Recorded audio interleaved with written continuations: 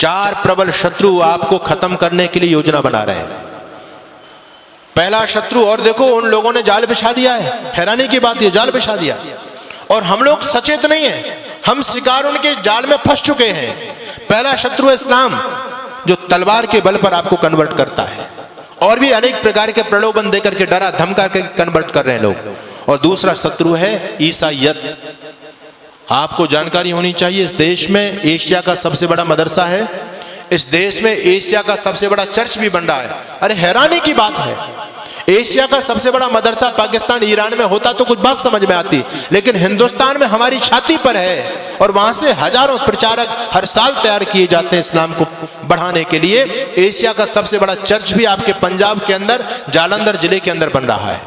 मैं पूछना चाहता हूं आपसे, जहां से इनके धर्म के प्रचारक तैयार होंगे, वो एशिया के सबसे बड़े बड़े सेंटर आपके देश में खुल चुके हैं। 2 लाख जमातें इस देश में काम करती हैं, 1 लाख पादरी इस देश में काम करते हैं। दिन रात एक ही लक्ष्य है, हिंदुत्व को खत्म करना। क्या आपके वो भी सेंटर हैं इस देश में जहां से आपके धर्म प्रचारक तैयार होते हो? बताइए मुझे।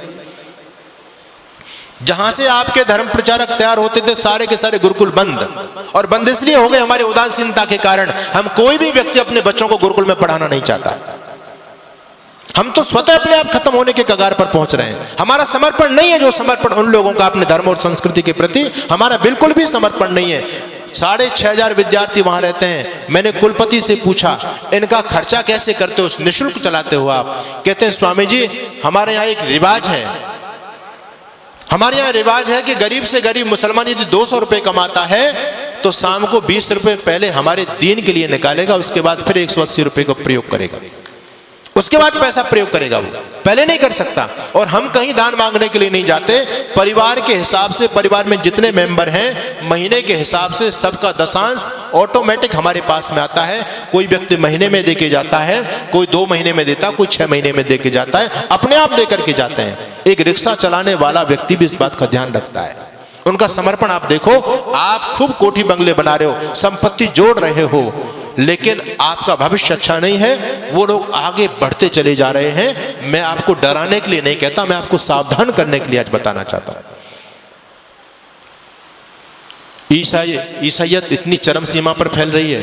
पहले आदिवासी क्षेत्रों में थे ये लोग, अब विकसित राज्यों की तरफ, पंजाब हरियाणा जो सबसे विकसित राज्य हैं, उनमें लोगों ने डेरा जमा दिया है, पूरी तरह से डेरा जमा दिया। गांव की गांव हरियाणा के अंदर कैथल जिले के अंदर एक गांव ऐसा है जो पहला गांव बन चुका है, और उस गांव के अंदर एक भी हिंदू नहीं बचा, सारे के सारे ईसाई हो गए, सारे के सारे ईसाई हो गए। 2 शत्रु प्रबल हैं जिन्होंने पूरी तरह से खत्म करने की योजना बना दी।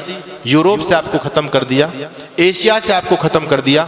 अब दोनों जो प्रबल शत्रु हैं आपके दुश्मन, ईसाईयत और क्रिश्चियनिटी, इन लोगों का ध्यान केवल भारत देश की तरफ है और उन लोगों का ध्यान केवल आप हिंदू लोगों की तरफ है। दोनों में प्रतिस्पर्धा हो रही है कि कौन ज्यादा से ज्यादा हिंदुओं का सफाया करेगा, कौन इनको ज्यादा से ज्यादा ईसाई बना पाता है या हम इनको मुसलमान बना पाते हैं। दोनों वर्ग बहुत बड़े टारगेट लेकर के आपके बीच में काम कर रहे हैं। तीसरा शत्रु है कम्युनिस्ट विचारधारा। ये इनसे भी ज्यादा घातक है, इनसे भी ज्यादा घातक इसलिए है कि हम इनको शत्रु समझते ही नहीं। क्रिश्चियनिटी और ईसाईयत को और इस्लाम को हम शत्रु मानते हैं, लेकिन ये जो कम्युनिस्ट विचारधारा है ये अंदर अंदर देश की जड़ों को खोखला कर रही है। उनसे भी ज्यादा खतरनाक है। इनका नाम शमशेर खां और ये नहीं मिलेगा, इनके नाम आपके ही नाम मिलेंगे, मारकंडे काटजू। नाम सुनकर के आपको लगेगा कि ये तो कोई ब्राह्मण है, अपना ही भाई है। नाम आपके हैं उनके, और काम सारे के सारे हिंदुत्व को खत्म करने के।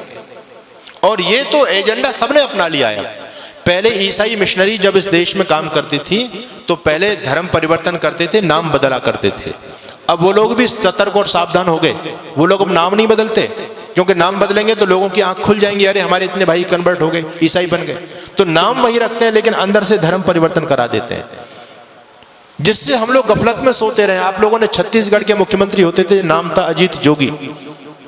नाम सुनकर के आपको क्या लगता है जी, कौन होगा? अजीत जोगी।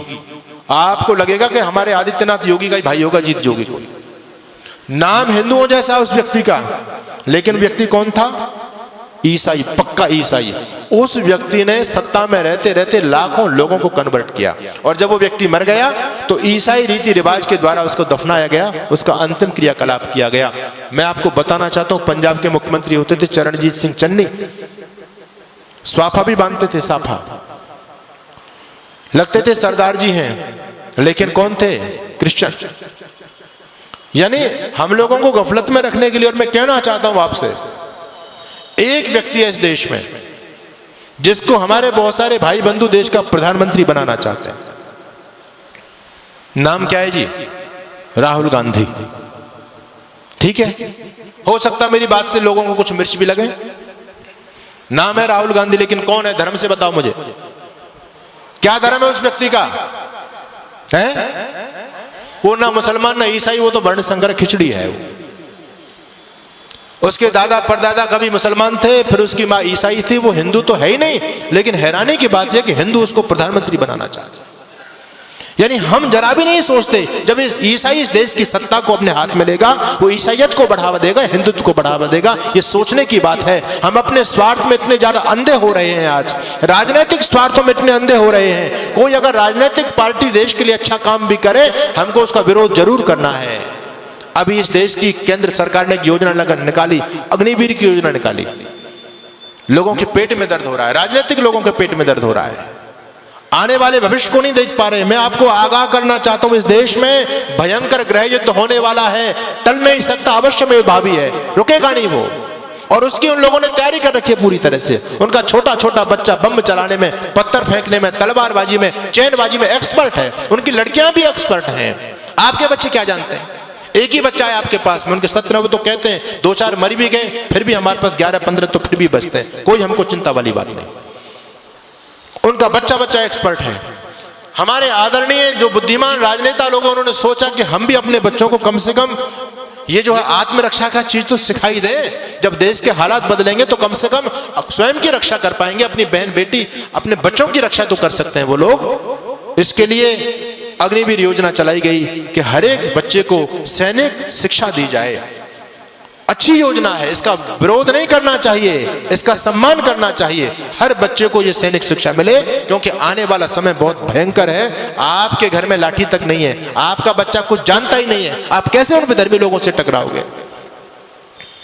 एक सज्जन कहने लगे, अब हमको AK-47 रखनी पड़ेगी, बंदूक रखनी पड़ेगी, भाला रखना पड़ेगा, अपने घर में फरसा रखना पड़ेगा, लाठी रखनी पड़ेगी। अरे मैंने कहा, इतने हथियार के नाम तुमने गिना दिए, इन हथियारों को चलाएगा कौन? कोई चलाने वाला है तुम्हारे पास में? एक बच्चा है, उसको हमने क्या बनाना चाहते हैं? उसको DM बनाना चाहते हैं। वो लोग कहते हैं हिंदू इतना मूर्ख प्राणी है धरती पर, एक बच्चा करके अपने बच्चों को DM बनाना चाहता है। हम 17 बच्चा पैदा करते हैं, इस देश का PM अपना बनाएंगे। जिस दिन इस देश का PM हमारा बन जाएगा, DM कुछ नहीं बेचेगा, शासन हमारे हिसाब से चलेगा। क्या लोगों की योजना है? हमसे ज्यादा सोच रहे हैं वो लोग। आप एक बच्चा करके उसको सरकारी नौकर बनाना चाहते हैं, और वो 10 बच्चा पैदा करके सरकारी अपना बनाना चाहते हैं। बताओ किसकी योजना में ज्यादा दम है? हम तो कहीं नहीं ठहरे उनके सामने। उनका इतना समर्पण देखो। आपको मैं धन्यवाद करूंगा कि आज हमारे नौजवानों की संख्या है, यहाँ बच्चे भी आते हैं, बहुत कम उपस्थिति में आते हैं, लेकिन उनकी मस्जिद के अंदर आप जाकर के देखो कितने नौजवानों की फौज है वहां, क्योंकि वो उस काम को कंपलसरी समझते हैं। हम इस धर्म कर्म को, सत्संग को कंपलसरी नहीं समझते। हम तो ये समझते हैं ये हमारे काम का, बच्चों का क्या काम है इसमें, स्वयं हाथ हिलाते हुए चले आते हैं। लेकिन वो लोग सारे के सारे समर्पित है अपने मिशन के लिए।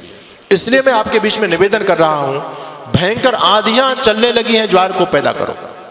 मैं तो एक बात कहता हूं साहब, अब भाईचारे की बात बंद कर दो। अपने वजूद को, अस्तित्व को बचाना चाहते हो तो अब कट्टरता अपने अंदर पैदा करो।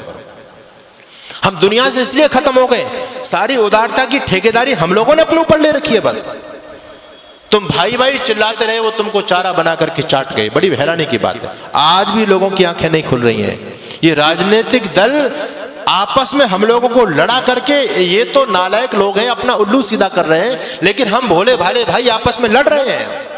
उनके षड्यंत्र को नहीं समझ पा रहे हैं पूरी तरह से। आप लोगों को अभी उदयपुर में जो हुआ, एक केवल ट्रेलर देखा है, फिल्म चलनी बाकी है।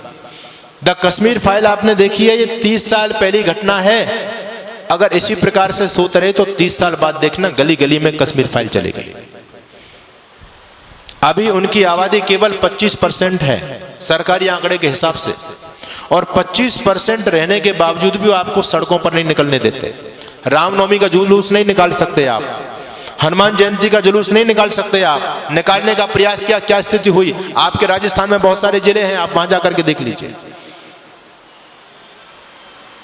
हम 26 जनवरी 15 अगस्त पर तिरंगा यात्रा नहीं निकाल सकते। अभी वो केवल 25% है, तब आपको सड़क पर नहीं निकलने दे रहे हैं। जिस दिन 40 और 50% हो जाएंगे, आप लोग क्या सोचते हैं कि आपको अपने घर में रहने देंगे? वो संभव ही नहीं है। अपने अति